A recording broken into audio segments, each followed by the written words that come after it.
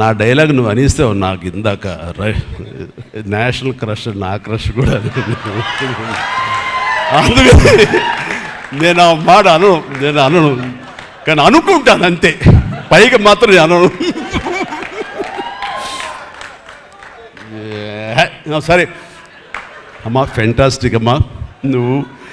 And ఇప్పుడు కదా తన ఫస్ట్ సినిమా హీరోయిన్గా వచ్చినప్పుడు ఆ సినిమాకి ఇలాగే నేను గెస్ట్గా వచ్చాను.